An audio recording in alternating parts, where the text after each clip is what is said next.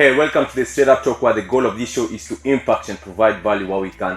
So guys, today I'm here with an interesting video which is taking things personally. It both has the positive and negative side, and I've actually experienced it. But before I share my thoughts around it and about research about it, I'd urge you to like and subscribe to my channel, because I plan to release videos just like this every single week. So with no further ado, let's get started, man. So research shares about taking things personal. Number one, they say it's a sign of low self-esteem. Number two, they say it's childhood traumas. So most of the people who actually have this tend to be the people who their parents are always speaking on them, being the black sheep of the family. They're always looking at the ones who are causing trouble, the ones who are causing problems. Number three is negative self-talk. These people tend to have a lot of negative self-talk, like they don't actually speak well about themselves and then don't really believe in the positive aspects about themselves. You're always angry most of the time when you take things personally. I remember when I was playing competitive sports, I really tended to be angry a lot. I was always walking pissed out because I really didn't find joy. Like I was always someone who I didn't enjoy joy and happiness. Every time I find myself feeling happy or joyful, I know that I'm doing the wrong thing. Like you'd always feel like you're born to suffer. I don't know where that mindset comes from, but that's such a silly mindset for sure.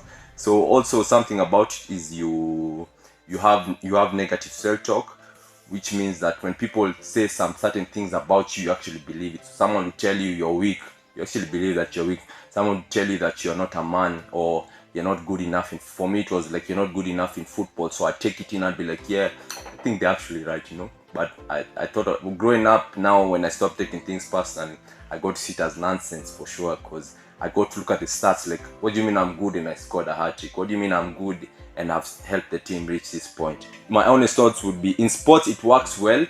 In competitive sports it works well taking things personally, but in building relationship, friendship, also in the corporate world it doesn't work, because it rubs on people a lot. Because when you take things personally, you tend to be super competitive, and instead of you don't even be friends with them. Like you become like you remember how Mike Tyson was without people. Like you're always intimidating, you're always whatever, so you're always trying to compete. So it doesn't really work because people don't enjoy it.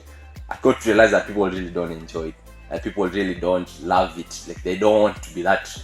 They don't like, why are we being competitive? Yeah, so that's the problem about it. The goodness about in sports, it works because it gives you results. I mean, when I'm taking things personal, maybe the coach doesn't believe in me, I really try my best and do so hard. I'd work so hard in the field to actually prove him wrong. I remember even when I was playing in Steam another time, and what happened is that this coach I really wanted to prove to him a lot, because he really didn't believe in me at all. So I remember when I scored goals, I really tended not to even celebrate. Even I remember some of my teammates stopped celebrating with me because I really never I stopped, like I don't celebrate. And every time I used to walk with an attitude to show him like, yo, I'm the man, you know. But I find, now I think about it, it's very silly. So how to change it? How do you change it? Number one, you think of things like a joke. For example, I always got triggered with my dad with some things he used to say about me, because I feel like he never used to believe in me back in the days also, which is not really true, by the way. So how did I tend to change it and stop taking things personally from that? So it says statements, and for example, this is just an example. Someone tells you that, or he tells me, for example, maybe tells me that I'm lazy or something, just a negative thought. Let's say you're not a man, for example. So one thing I'd do, I'd try role play. So I'd role play him and role play myself. So I'd say what he'd tell me, and then I'd sit down and do what I'd do. So I'd do like this, and then for me I'd get angry, so I'd exaggerate. So I'd get angry, and then when I do it as a role play, I find it so funny about how I react towards what he says. So I was like, what kind of nonsense is this? What kind of nonsense is this I'm doing, man? I'm carrying bitterness the whole day, and from a single statement, it didn't really make sense. So for you need to look at that in that perspective. If anyone triggers you, what they say, role play what they say, and role play what you do, and look at it. You'll find it very funny about what you do, and it's interesting because also you look at yourself as, and you'll actually stop being triggered about it. And this also helps, because I remember when you do this also, when the situation happens again, you tend not to be in that situation because it's a state that you're being. So I tend to change the state I'm being. So if someone gives me feedback, instead of being gloomy, angry, and I should get excited. I look at it like, wow, this person has actually gotten to tell me this. What a privilege, you know. So this also number two. This comes to number two. how to change it is look at the positive intent. Instead of looking at it as someone is trying to bash you to make you look stupid, to make you look good, look at it as someone is trying to improve you. They just want you to be honest. They just want you to be more confident. They want you to be more of a man. They want you to be more responsible, more accountable. So look at it in a positive intent instead of looking at it as a negative intent. Look at it like wow, they actually thought of telling you this. How beautiful, how privileged you can be. And then the last one would be if you find yourself like this is hard for you, do therapy, do small group therapy or just personal therapy. Personal therapy would be okay. Small group therapy is just your friends, you guys love each other, you're honest with each other, and you can speak about everything. That's also a good group you can do.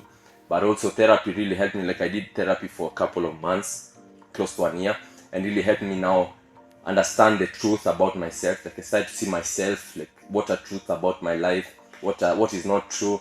So when people say statements like funny statements towards you, you actually tend not to believe because it's not true, because you know the truth. You know who you are. Like it tends to make you know who you are. So my advice: walk in confidence, live in confidence, talk in confidence. You guys, there's a Bible verse that says in 2 Timothy 1:7, for the spirit that God has given us does not make us timid. Instead, the spirit fills us with power, love, and self-control. So remember, guys, whatever that emotions are coming besides the confidence part and the power, love, and self-control and the confidence, it's from the devil. It's from the evil one for sure. God has given you the spirit of confidence, not a spirit of timidity.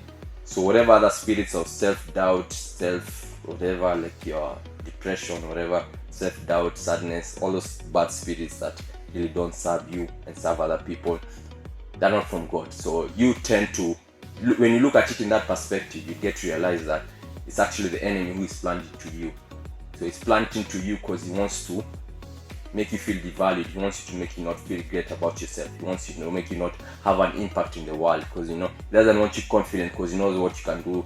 You can shake his world, the enemy's world, when you're confident. Yeah, so look at it in that eye.